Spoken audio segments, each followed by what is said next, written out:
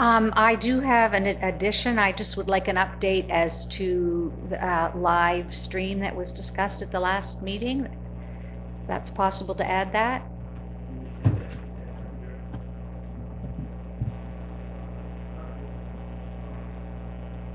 Is that on there? Maybe that's, no? Yeah.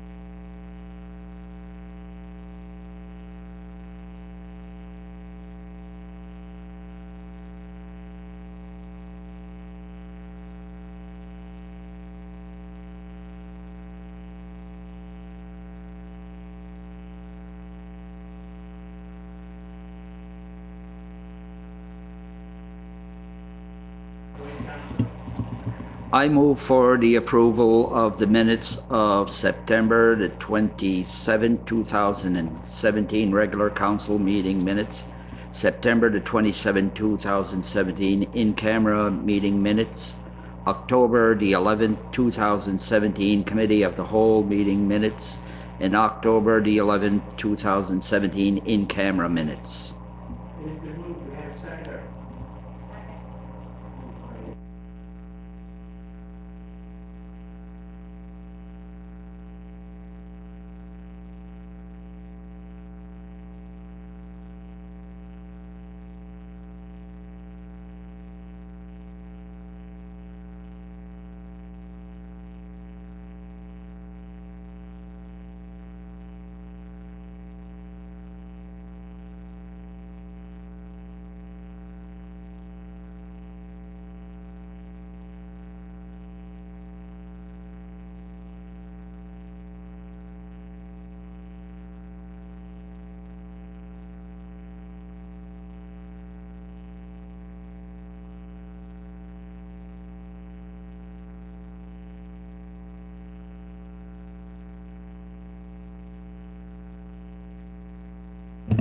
For those that weren't in attendance and so on, is the municipality planted 7 maple trees at the end of the Janet Smith Memorial Soccer Field down here to represent the 7 electoral districts. And I commend the committee for picking out a maple tree, because on the Canadian flag, nothing else but a maple leaf. So I believe, in 100 years' time, I won't be here. Hopefully my grandchildren and great-grandchildren will be, that they'll be able to go down and maybe have another celebration at that time. But I thought it was well done by the committee. Lauren, and to the group, thank you very much for your dedication in the work and so on. I know Councillor Durkee, along with myself, was here on the day when they were planted, and I have pictures to prove it. Again, Patty, thank you very much for participating in that and so on. On the 14th of October, I had the opportunity to represent the municipality at the Yarmouth Town Volunteer Fire Department's banquet and so on. And as I looked around that evening and seen a lot of the firefighters and so on, and it was really surprising the amount of volunteer firefighters for the town of Yarmouth are municipal residents. They live within the municipality. They live in just the outskirts of the town and so on, but they dedicate their time and energy to be there. But what also surprised me was that some of them received pins for long service awards. And if I said 40 years, that's an understatement. That's a young one. There is a lot. Norma Miro, John Wainwright, etc., and the list goes on of volunteers and so on. They do have a lot of newer and younger people coming along. but at one time there was way over 100 volunteer firemen in the Yarmouth Fire Department. I won't say what they have now, but it is way down, and they're always looking for new recruits. But they also realize that in today's technology and so on, the time that you have to dedicate to becoming a volunteer firefighter is extremely long. The courses and so on, weekends and so on, it's very demanding. But I did appreciate on behalf of the municipality and thank them for their dedication and the hard work that they put in to fulfill that requirement. Last evening, I had the opportunity to be in Halifax as the interim chair of Divert Nova Scotia. We have our annual awards once a year, and last evening was it, and it's called the Mobius Awards. Region 7, which is Waste Check from Digby around to Argyle, in the past number of years has won a lot of the awards, for the different categories that they have. But last evening they had special merit for me and for you young councillors.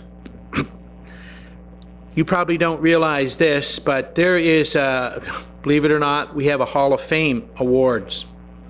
And Lauren, you're probably the only one that might realize this and remember this. The winner of the Hall of Fame was from the Yarmouth area, and that was Dave Harris.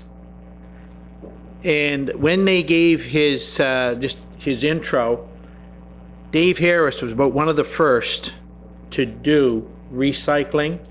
Had a recycling MRF at that time of recycling the different commodities out of the waste stream. Mr. Harris had a clientele where he didn't have to call them. He didn't have to call them. They called him for his product, whether it was plastic, paper, cardboard, and so on. His quality was top notch. And all of the other things that Dave started, and a lot of it started right here in this region, education. He also has all the things that Mr. Harris has done, and it gave me a real sense of pride to be sitting there knowing that that gentleman was from the Yarmouth municipality and from Yarmouth County, the dedication that he has had over the years and so on. And of all the people that went up on stage to receive different awards, after they received their award, there was a picture taken and off they went. What really surprised me was Dave was the last one, the Hall of Fame was the last one, and when the presentation was made, the pictures were taken, Dave was able to turn and talk to the Minister of Environment, Mr. Ian Rankin, had a long discussion with him and with the CEO of Divert, and the CEO of Divert at that time wasn't even working for the RRFB. So Dave has a long history in recycling, and I was very proud that he came from Yarmouth. It was really nice. It was a good feeling sitting at the head table, having that being presented across to the rest of the board members. I'm trying to think here of some all the other things that we have done.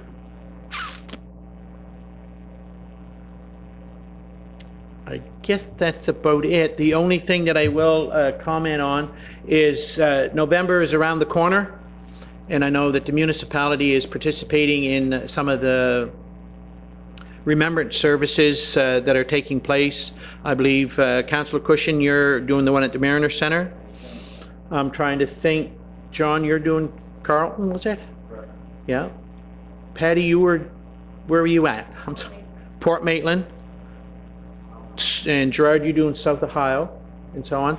But also on November 3rd here at the Maple Grove Memorial, they're doing an early one, which is on November 3rd, and I'm going to be participating in that and so on. But that one is open to the public and is open to any councillors if they so wish to participate. Come down. It is nice. They have a reception and so on after and so on. At this time, that is the in-depth of my report. Thank you very much. Item number 6 in your agenda is business arising from the minutes. And I believe, Councillor Durkee, you have the floor. Thank you. At the Committee of the Whole meeting, I had made a motion to direct staff to look into live streaming our meetings, and I just would like an update on that from our CAO, please. Certainly, and I apologize. I meant to put this on the agenda this evening. Hadn't received the written confirmation from our IT manager to this point, and I think that's why it's not here. But he has indicated that he could proceed with that, and all it would be required is he's suggesting to purchase an iPad or a tablet in the neighborhood of $500, and he'd be ready to go. Be a little testing with it and getting it set up, but he could be ready to go.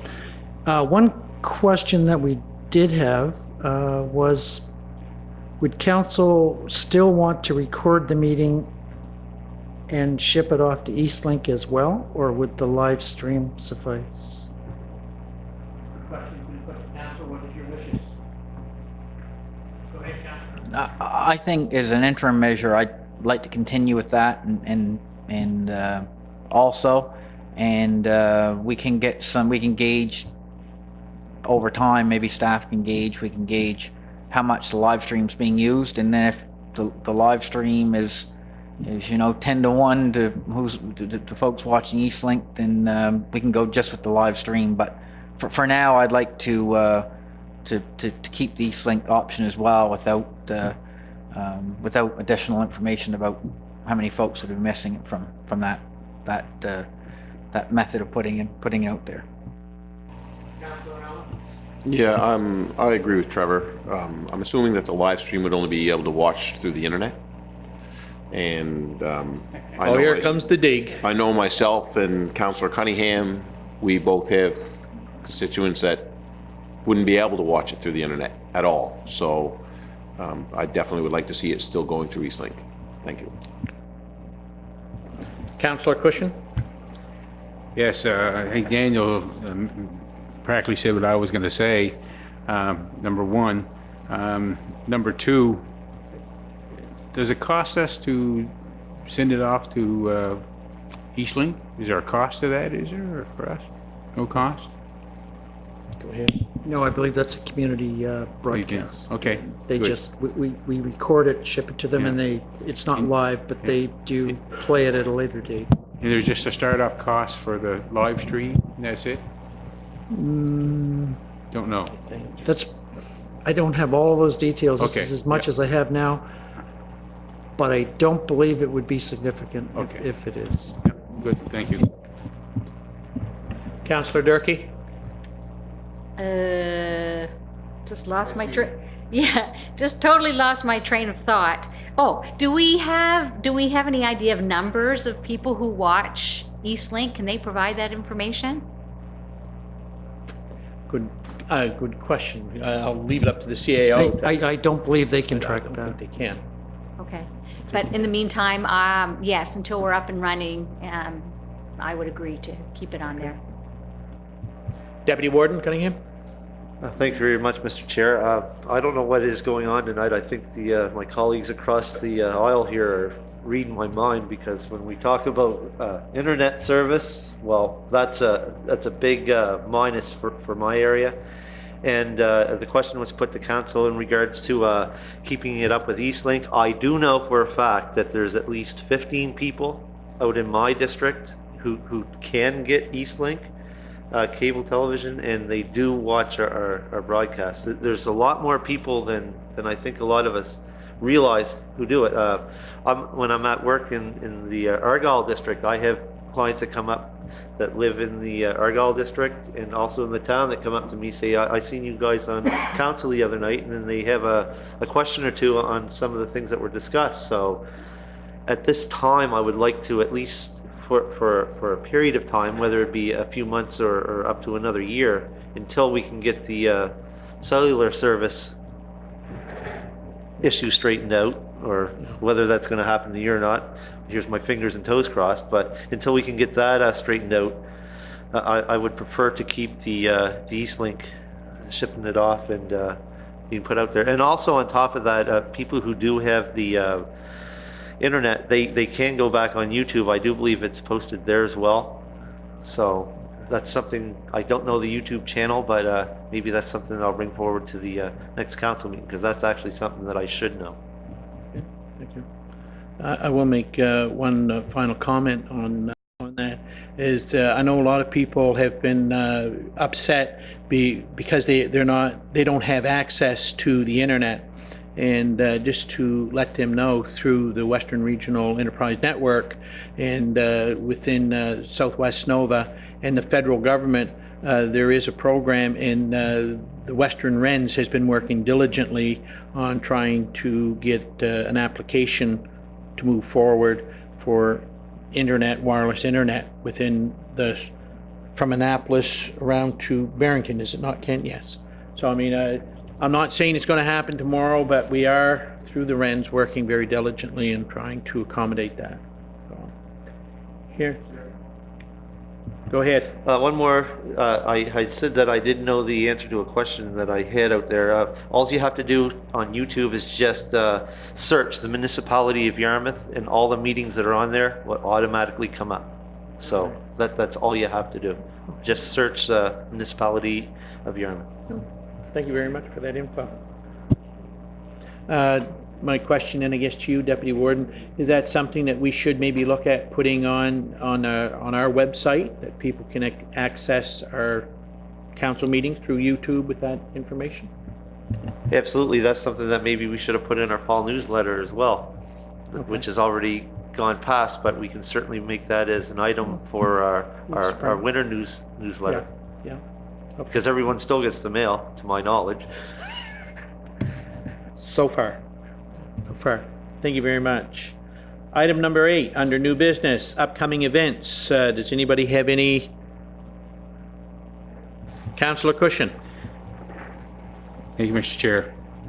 Just want to let people know it's not an upcoming event, it's an event that's already happened. As I've mentioned quite often about our Pembroke Community Hall and the music night that we have there every Thursday night, and is well attended. For the month of September, because of all the hurricanes and whatnot down south, all the proceeds for the month of September amounted to $350 was donated to the Red Cross to go to the Hurricane Relief Fund. So that was on our community part, sort of thing, right? So, which was pretty impressive. Also, probably the people won't hear this until after the fact. I'm having a meeting at our community hall on November 7th, or it's November, what did they say? Wednesday, November 1st, I think. November 1st, yeah. Yeah, November 1st, to discuss a flooded area over in Pembroke called the Upper Dyke, where we know the Goose Flats. And what it is, it's a sluice that has been blocked up over time, and unable to clean it out. There's a lot of kayaking eels and other fish go from salt water to fresh water. They can't do that now because of that. So we're having a meeting with TIR and Natural Resources and Department of Environment to discuss how it's going to be handled from this point on. So just some information that's going over in our area. Okay, thank you. Councillor LeBlanc? Just want to let everybody know that the music is going to start the same thing as what Lauren said.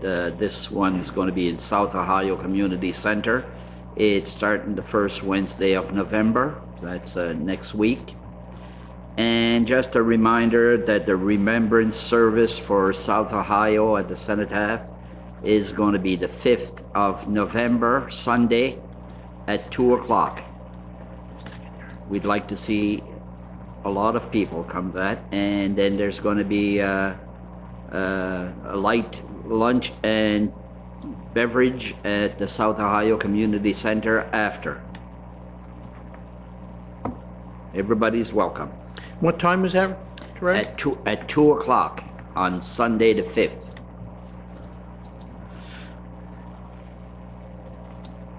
I'm not trying to be ignorant to anybody here. I'm just putting dates and times into my calendar. So, was there any other information? This happens in Trevor's area.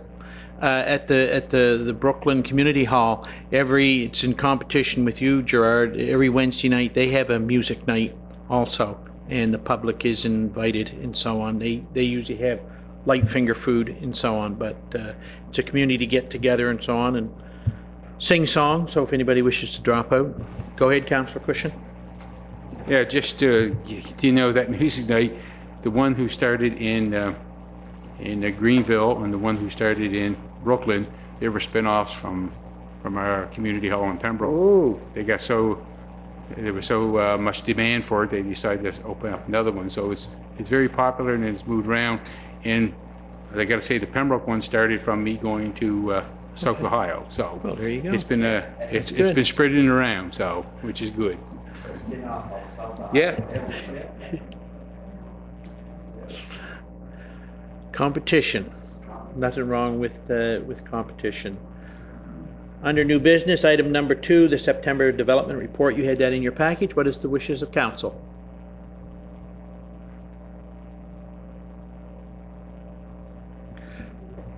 Patty, Councillor Durkee. I'll make a motion to accept the September development report as presented. Okay. Have a mover. Do we have a seconder? Okay, been moved by Patty Durkee, been seconded by Councillor Trevor Cunningham. Was there any questions? Hearing none, all those in favor signify by saying aye. Aye. Aye. Contrary minded, motion carried. Thank you very much. Item number 3 under new business, letter from the town of Shelburne, support for a dialysis unit. You had that in your package. What is the wishes of your discussion? That's my minutes. Is there any discussion on the dialysis unit? Go ahead, Councillor Cushion. Well, I think it's something that we should support it because it is an important item that they need down there. So I would say that we should support a letter of support. Support for it. All right. Is there any other discussion on that? Councillor Cunningham? So I'll make the motion that the municipality of Yarmouth send the Nova Scotia Health Authority a letter in support of the request outlined in the letter to us from Shelburne. We have a mover. Do we have a seconder for that? Been moved by Councillor Trevor Cunningham, seconded by Councillor Durkee. Deputy Warden. Yes, thank you very much, Mr. Chair. I think it's very important that we get as many health services down in the Southwest Nova area. Shelburne is not in the municipality of Yarmouth. However, I'm sure there are going to be people from our area that certainly would use that rather than traveling to Halifax. They might even have family down in Shelburne that they'd be able to use that service quite well. So anytime that anyone brings forward a letter of support to have another health service down in the Southwest Nova area, I'm certainly in support of anything like that. Is there question on the motion? All those in favor signify by saying aye. Aye. Contrary minded, motion carried. Thank you very much.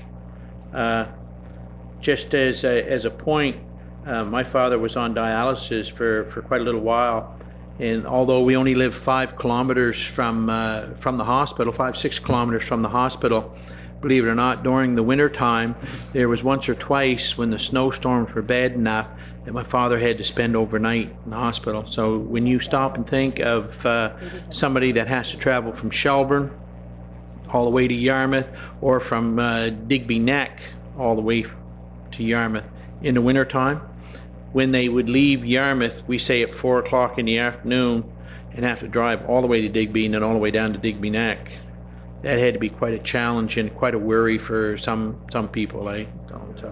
So if it can happen in Shelburne, fully support it. Thank you. Under new business, item number 4, request from Valley and District Volunteer Fire Department per request for tax exemption. What is the wishes of council? Don't we have to take that to the firearm policy? Just that it moves. Oh, okay. Go ahead. You were going to do it. Defer to bylaw?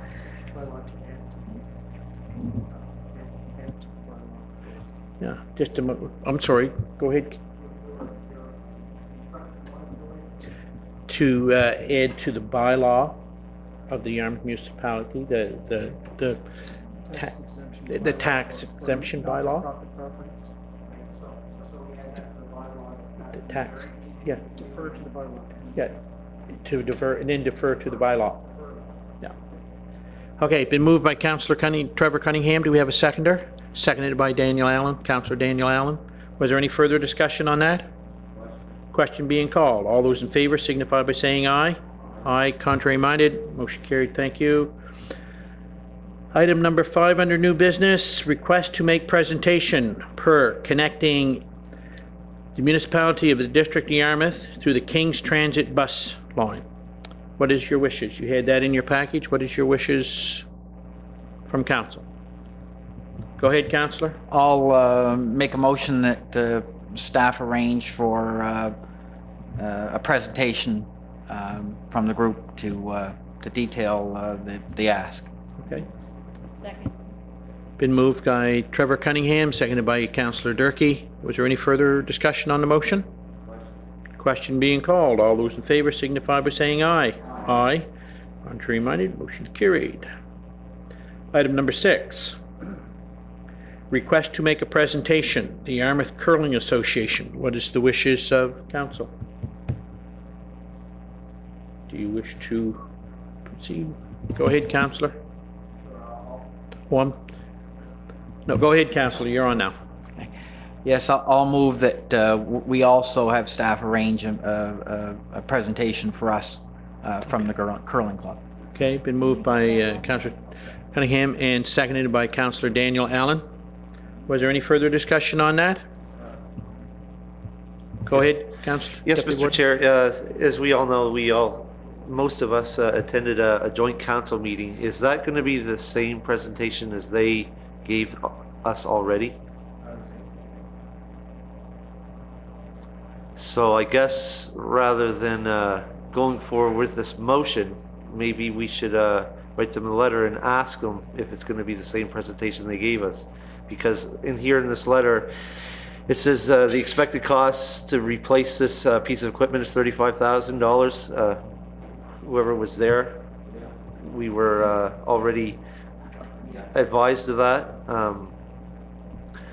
I don't know if any formal motion going to come from council in that regards, but maybe if that's all it was, maybe not a request to make a presentation in that regards would be prudent, I guess, is what I'm getting at. Okay. Fine. Councillor Durkee? I believe, yes, that this is probably the same presentation that we had last night. And I know there's a request for the 3 municipalities to share the cost of the piece of equipment that was $35,000. So I'm not sure if they're making a separate request for that funding, or the question is, where do we go from here in terms of supporting that request? Okay. Mr. Chair? Oh, yes. Go ahead, Councillor. Yeah, and my error, because I was assuming that they also had in there a talk about the Mariner Center inclusion, that type of thing, but that doesn't detail that in here. It's only about the $35,000. We do have the information, and it was agreed on Tuesday evening, last night at the joint council that we would help support that. So I mean, I don't know if there's any additional need to have another presentation unless the councillors that weren't there would want one. So I'll defer to them to see if they want to have them come in again to talk about it. But I think there was widespread agreement with the councillors there, and there were a majority of Modi councillors there that we would support that ask. Okay. Councillor Cushion? If I'm correct, in our meeting there last night, I believe that the town had discussed that they would be certainly contributing to that in a larger amount than if you take that 35,000 and split it 3 ways. So I think we should wait until the towns to see what the town is going to give them, and then we'll certainly help out with any remainder. That's my understanding. Was I correct on that? Yes, that's what I thought. So there was some good discussion about it, and the curling rink is a very important feature of the community, and we'll see what the town wants to give, and then we'll certainly should jump in there too. So Deputy Warden? Thank you very much, Mr. Chair. Maybe a better action would be is to have staff contact the curling group, Mr. Nick Hilton, and ask them that they submit a late grant request and for council to consider. We already have? Okay, so. In anticipation. In anticipation. Okay, so I guess the she read my mind even before I even thought of it, I guess. I'm not sure. Okay, go ahead, Councillor And just as a Cunningham. formality, I'll withdraw my motion. I don't know who else wasn't at the joint meeting, but I know I wasn't there.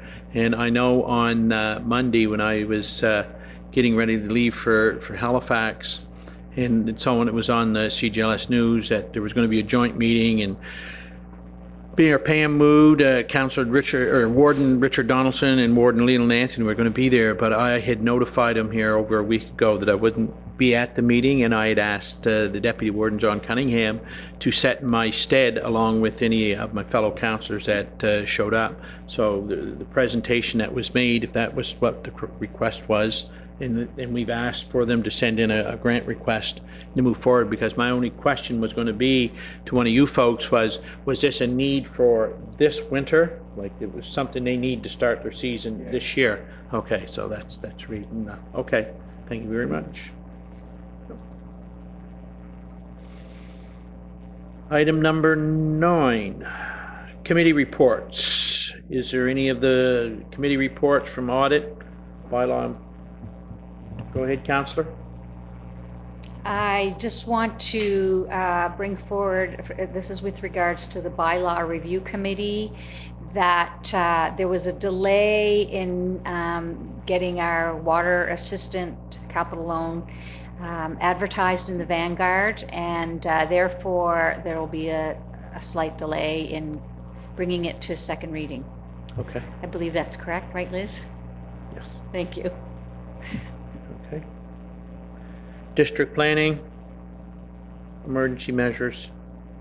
I will, not that it's a report, but I guess we've all been listening to the weather and so on, and I believe it's supposed to be starting like tomorrow evening, quite a little bit of rain and possible wind in this area in southwest Nova and so on. And the last report that I had was, and somebody can quote me if I'm wrong, was it 99 millimeters of rain or something they were advertising and so on in this area? Whether we'll get that amount or not, but that's what has been, I'll say, advertised or been predicted and so on. It doesn't sound like a lot, 99 millimeters, but that's a fair amount of rain and so on, and possible wind. So occupational safety and health and safety, heritage, planning advisory. Go ahead, Deputy Warden. Thank you very much, Mr. Chair. I cancel or postpone the meetings until next month. However, with that being said, Brad is currently working on the subdivision bylaw. He got the information from our Public Works Department and Derek Sutherland that he was requesting in order to look at the whole. As some of you may or may not know, new councillors, there was a request that the Municipality District of Yarmouth take out the instrument of subdivision in our subdivision bylaws, and we are currently working forward to that. So Brad has the information now from Public Works and Engineering that he currently needs to follow through with that promise that we said we're going to do. Okay. Yarmouth County Police Advisory Committee. Yarmouth Recreation Committee, is there any report? If I may, I don't remember, Lauren, you was away to a conference just lately. Is there anything you'd like to report on from that conference? Yes, well, it was very interesting when we went to Cape Breton, to the member 2 up there. I was able to meet some acquaintances that I've known from years and years and years ago. I thought they were long retired, but they're still kicking around also. But it was a good networking session that we were at, and I was able to make some good contacts, and I left some of our cards out to different speakers and guest speakers and whatnot. So it may lead to something down the road for us for some information and whatnot. But recreation is always interesting to be able to go to hear what they have to say and what's new on the agendas and whatnot. So, yeah, it was very beneficial. Thank you. Under other reports, UNSM session on legalization of recreational cannabis. Councillor Patty Durkee. Go ahead, Councillor. Thank you, Mr. Chair. I attended a consultation meeting put on by Municipal Affairs with regards to the cannabis legalization. Essentially, there were 4 questions that were being asked. The first was with regards to the legal age. Apparently, the federal government will be offering sales at 18 years of age, but we can make that decision in the province if we wish to change it to 19 years of age. And just in discussion, as part of consultation, it was recommended that we look at, in Nova Scotia, at 19 years of age to keep it the same as the drinking, the alcohol legal limit.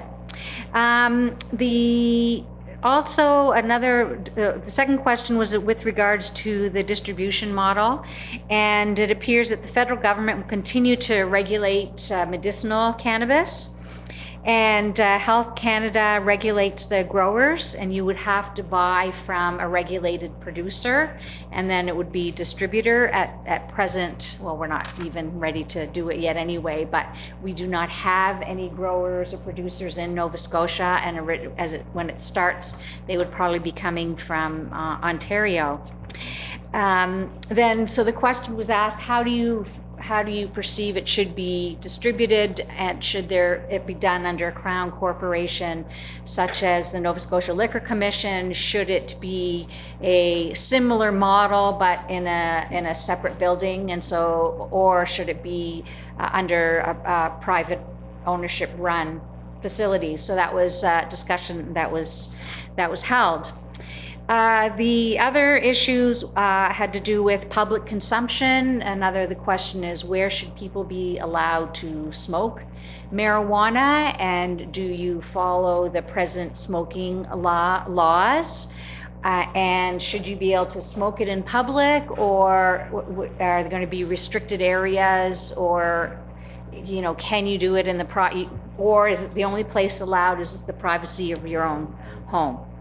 And the last question was regards to impaired driving and how do you set the standards. And there were a number of people from the federal government, provincial government, and there was a gentleman from the RCMP.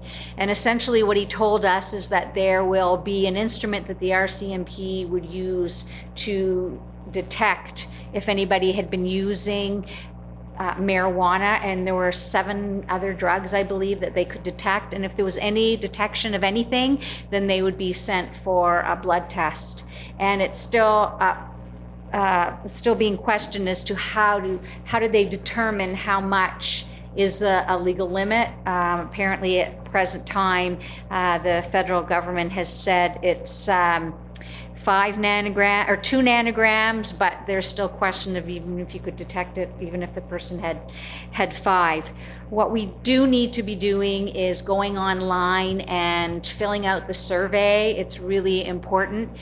And one of the interesting things was that, most of the people there were older. So I asked the question about, are you consulting with the 20 to 30-year-olds or the 19-year-olds, etc.? And yes, they are. They are consulting it and at all ages. And when that report's done, they'll bring the answers to the questions back to us. One of the biggest issues actually is when with the RCMP, who pays for the additional service that's going to be required to monitor? And that, again, is, will the federal government provide extra money to the municipalities to cover the cost of additional policing? Thank you very much for the report. I think we have a couple of questions. Councillor LeBlanc. No, just a comment. I was at a cannabis session at vocational school last week. Last Thursday, was it? Thursday, I think it was. And one thing that surprised me, there has never been scientific research done on marijuana. None whatsoever. All the research that they give to the public, that the public think they have researched it, it's all hearsay from the people that are using it. The people that are using medical marijuana are saying it works for them. So that's the only research that's been done. I was very surprised to hear that. Deputy Warden? Thank you very much, Mr. Chair. I'm going to make one quick comment. I really think that we're moving way too fast on this. There's so many unknown questions in regards to the legalization of marijuana, and Councillor Durkee hit on a lot of points, and she asked for input, and actually I did fill out that survey. The distribution, the control, the age limit, and now I feel like we're going a little bit too fast for this. And I do have a question for Councillor Durkee. Maybe it was brought up or maybe it wasn't. Is there going to be a need for the municipalities all across Canada to develop their own bylaws and or policies in regards to the use and or consumption of marijuana or marijuana related products? And also, when you're talking about the sale of marijuana, are you also talking about their cookies, their butter, their candies, and all that other stuff?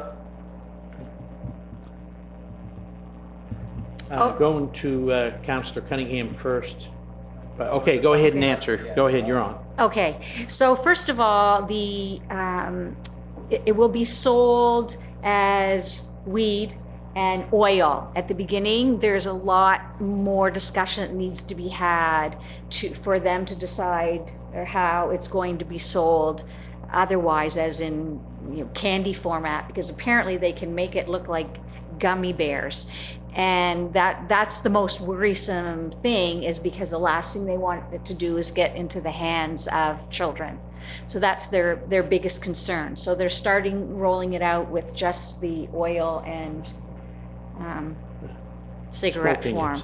yeah, You know, and one of the questions I asked was, okay, so are you going to go to a shop and buy, okay, this is done by Heritage Producer, so you get Heritage joints, or you go, you know, or you get, I don't know, come up with a Keith's joint, and essentially, yes, the producers will have names, and when you go to buy it, they'll have, you know, the producers' names will be attached to what you buy. In addition, it will be very strongly controlled as to the strength of the marijuana as well. So, you know, you have your high test and your low test and your medium test, and they'll decide what it is. Health Canada will decide what it is that they're prepared to distribute. So it'll be highly watched. And I'm sorry, Mr. Cunningham, what was the other, the first one? Municipal bylaws and policies in that regard, are we going to have to? We're not there yet. There probably will be bylaws that we will have to pass, but I don't even think we can consider that at this point. What I did want to ask is, one of the questions was, should the penalties be the same as alcohol? And you know, what do we do about new drivers? Do we keep the no tolerance policy for new drivers? And the one thing they did mention as well is that the province is not expecting to make any money in the short term with this. And again, the cost of policing may go up, and that's going to be our biggest concern. Go ahead, Councillor Cunningham. Well, I'll agree quite a bit with what Councillor Cunningham was saying, that there's a lot unknown and also about this. And I will state that the drug is very, very different than alcohol. That I know from what reading I've done regarding it.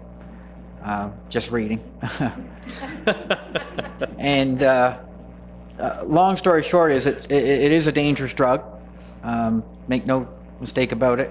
And in fact, the Canadian Medical Association's recommending that that nobody be legally allowed to smoke it until they're 21, and should face restrictions until the quantity and potency until they're 25. So the brain is still developing until people are 25 years old, and it does have a detrimental effect on brain development. So it's, I'm not saying it's better or worse than alcohol. I'm just saying it's very, very different with very, very different impacts. People are being turned away at the border.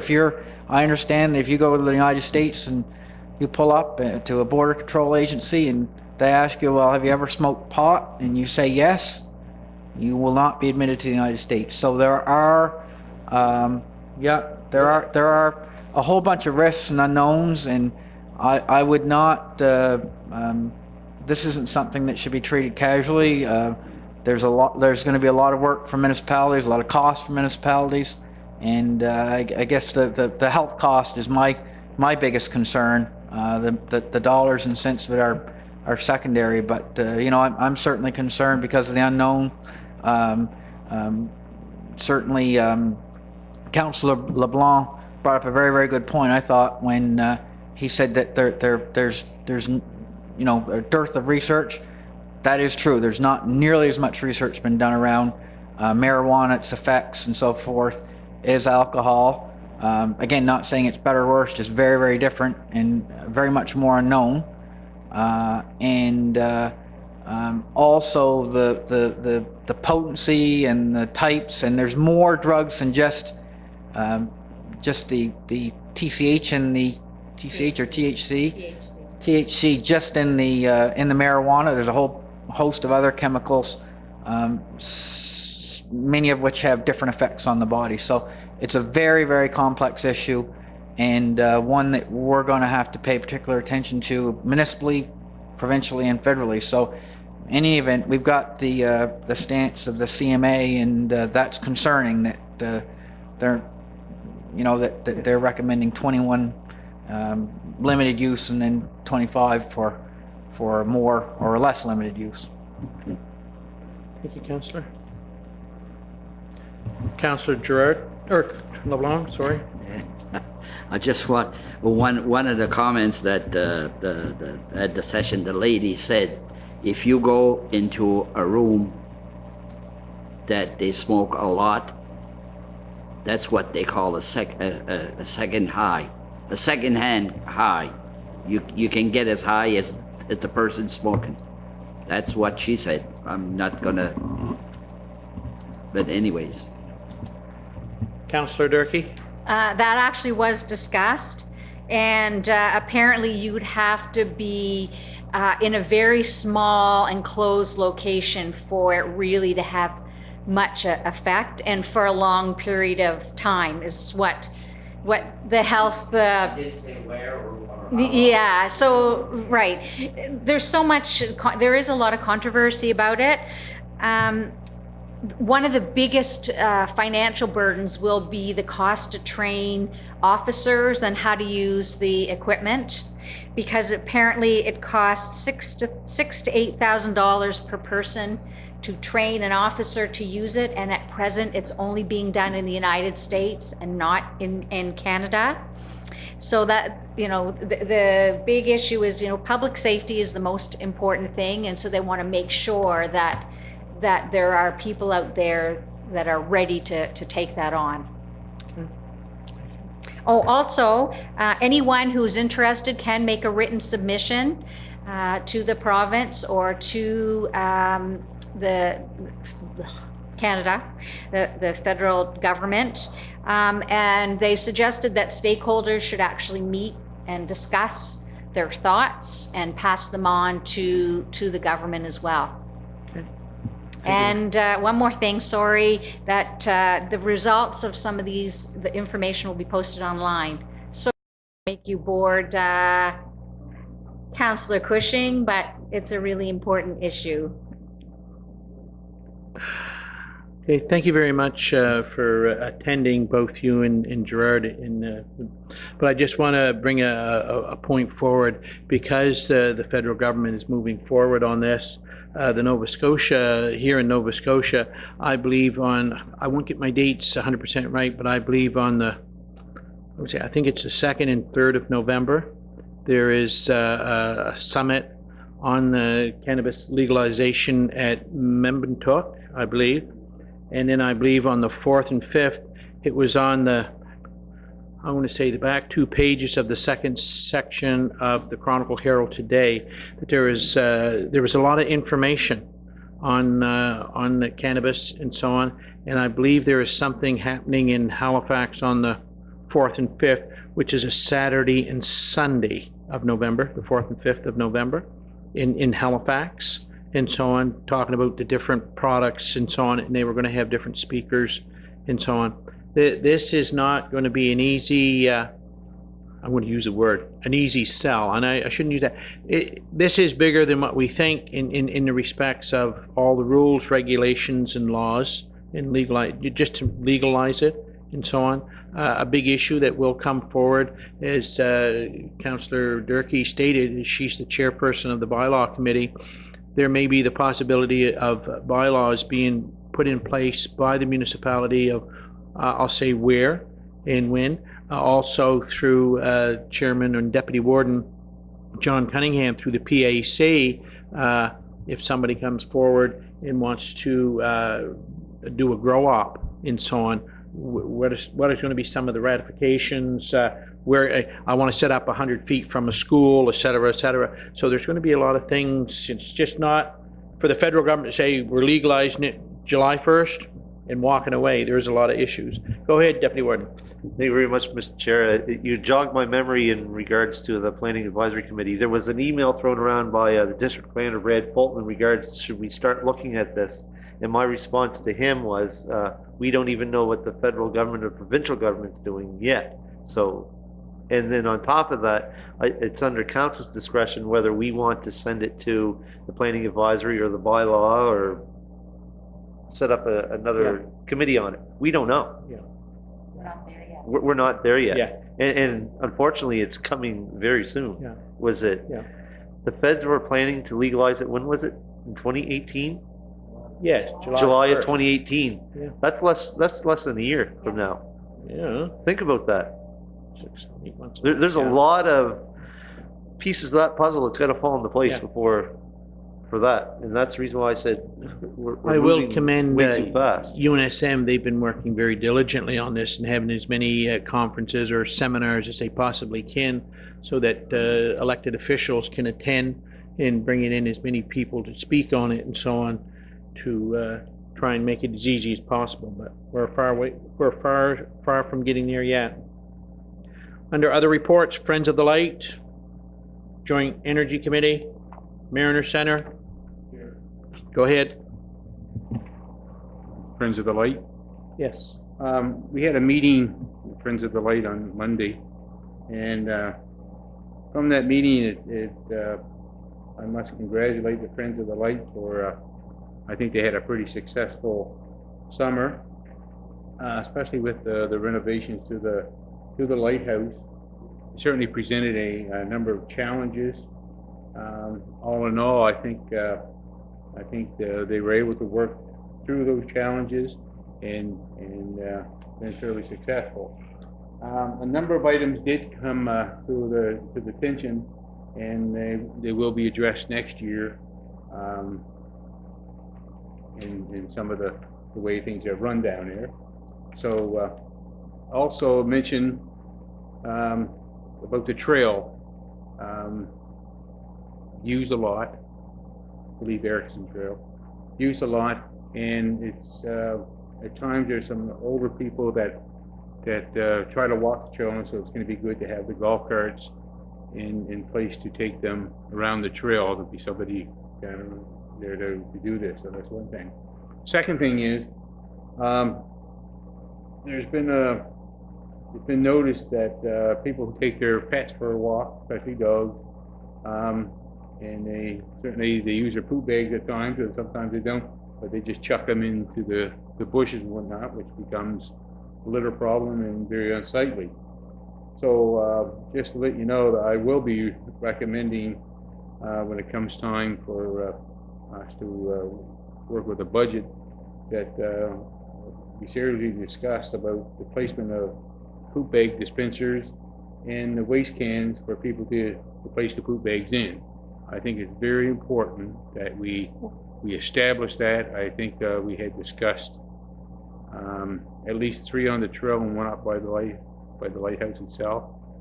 I could be wrong on that number, but it was similar to that. So we're moving forward, or they're moving forward, I should say. And again, like I say, I think they had a fairly successful year especially with all the renovations and the congestion and whatnot, and a few upset people at times. But I think all of them, we can put all that behind us now, and I think they can look forward to bigger and better things to come. Also, I'll let you notice now, but also on our next meeting, November 27th, it will be Dumping Day, and they usually have a celebration down at the lighthouses. I know volunteers are going to be there for 5 o'clock. I'll be there myself, and so they're going to have some muffins, and they also have the blessing of the fleet, and some CGLS will be there. So there should be quite a few people there themselves. So everybody's welcome to come and enjoy that very important day for the fishermen.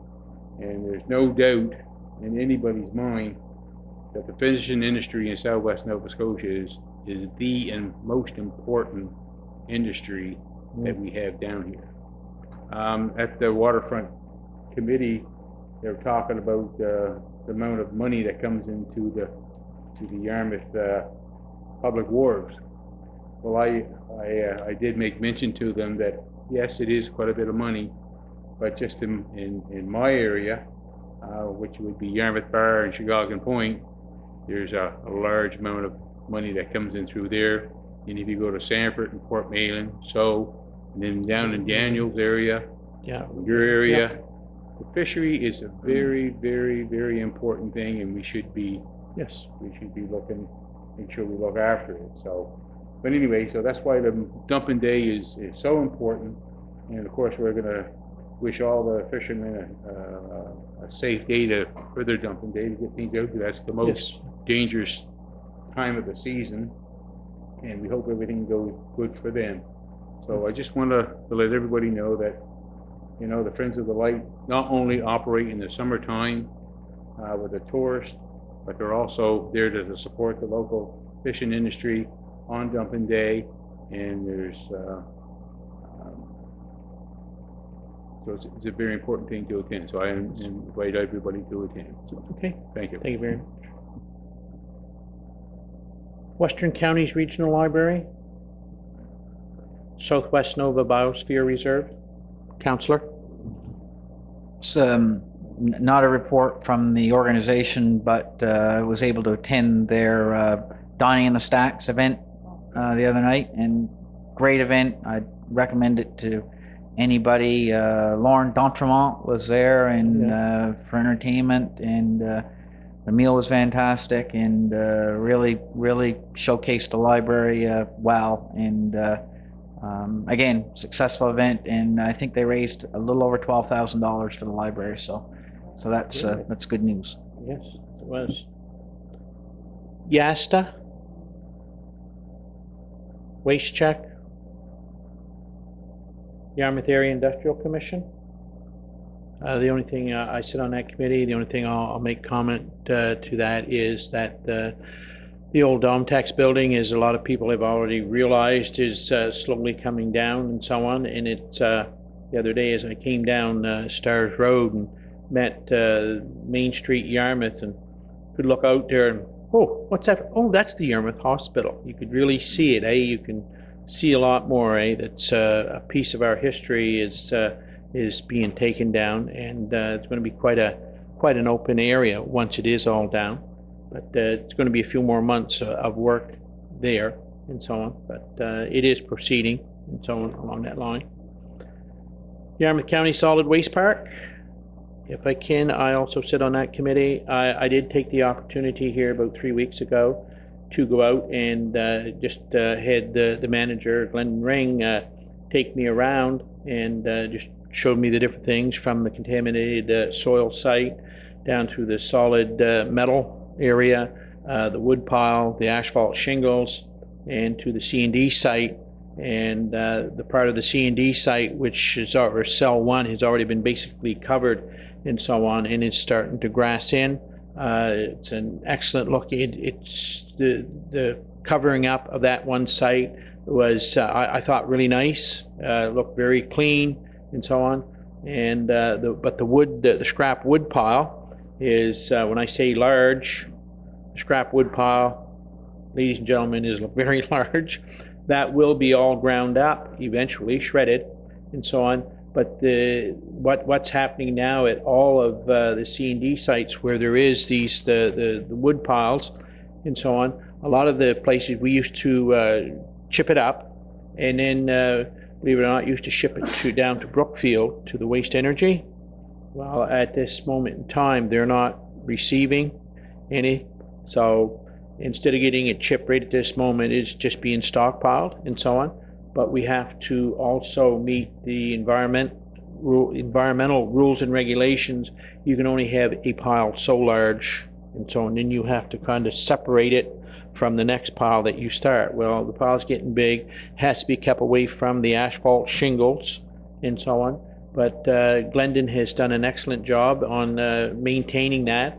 But my last comment to him when we pulled up to the weigh station and so on, I commended him and his staff on it being very clean. There wasn't the scrap paper and plastic blowing around and so on. It was, I thought, very clean. I've been to some other sites and so on, and that's one of the biggest issues they have, is the containment of the scrap paper, plastic blowing around and so on. So the staff out there are doing an excellent job. The household hazardous waste, believe it or not, is still a big area of contention and so on. If they turn their back, all of a sudden there's stuff placed in there that's not supposed to be placed in there. And then we have to, then the Waste Park Management Committee has to pay to get rid of it and so on. And that can be very costly on some of the products that are left there. Some of those products are supposed to go back to the place of purchase and so on. And a lot of the places of purchase won't take them back because of the cost. So they get dumped in our area. So they have to be very diligent on what's going in when a person goes out there with household hazard. Or, yeah, I got a load of paint on there. Yeah, so they have to go and check that it's just a load of paint and so on. But other than that, it was the site looked very good. Our new excavator has arrived, and they've been using that, finding it's working very well and so on. But other than that, everything's moving along very well out there.